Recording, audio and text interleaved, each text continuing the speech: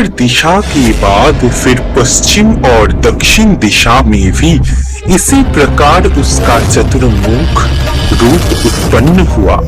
ततः पश्चात देवी का अट्टहास सुनाई दी। हे ब्रह्मा प्रजापति, राजसीकं गुणं द्वत सत्वं त्याज सृजन भारं ते स्कन्धे प्रदत्तम्। अब देवी रजसिक पुरुष के समीप जल में तैरती हुई प्रकट हुई।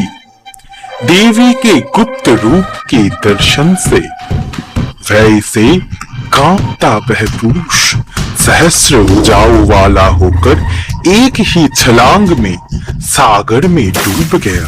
देवी का भयानक अट्टहास चारों दिशाओं में गूंजने लगे। तू विष्णु है, सत्वगुणों सहित जगत का पालन कर। पुनः देवी शुभ रूप में तामसिक पुरुष के समीप तैरती हुई पहुंची और उसके उरु देश पर स्थित होकर भय दिखाने लगी। जननी पद में मैं केवल शव हूँ, ये मेरा स्वभाव है। मुझ में और शव में कोई भेद नहीं है, न कोई संकोच। शिव जी ने प्रेम पूर्वक जंघों से उठाकर अपने हाथों में लिया, आलिंगन किया और अपने वक्ष पर विराजमान कर शक्ति नाम से एक रूप हुए। हे शिव, तू शक्ति और शव का एकात्म, सर्व देवों का इष्ट, देवादिदेव। तू मेरा पूर्ण शिव तत्व अघोर है। मैं घोर हूँ और मेरे भय से शुद्ध विद्याधारी पंच ब्रह्म भी मेरे कार्य में तत्पर हैं। तू तमोगुण सहित सत्व और रजोगुण लेकर संसार का संहार कर। भय, घृणा और लज्जा से आठों दिशाओं से पृथक हो।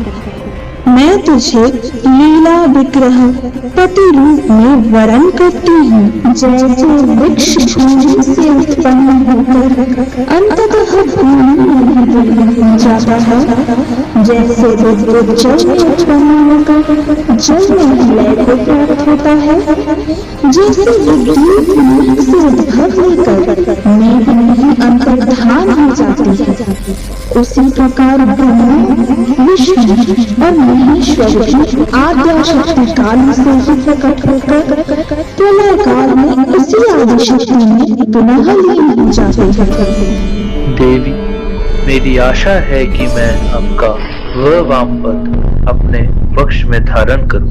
तथास्तु।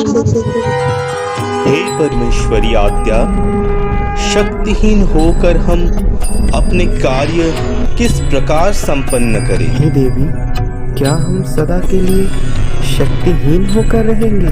मैं दुर्गा रूप में शिव वक्ष स्थल पर बायां पद और तुम्हारे शरीर पर दक्षिण पद का स्थापन करूंगी, अर्थात समस्त सृष्टि का आद्य और अंत्य कारण केवल ही परमेश्वरी महाकाली है।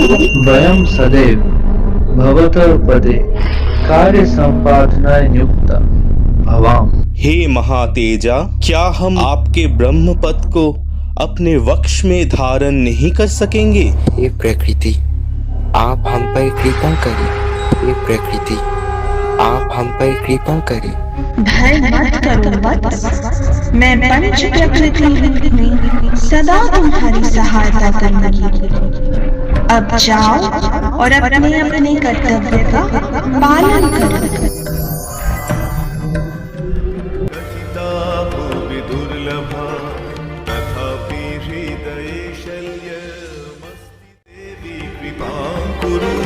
कवचंत महादेवी कथय सानुकंपा यदि नो कथ्यते मात विमुच्चा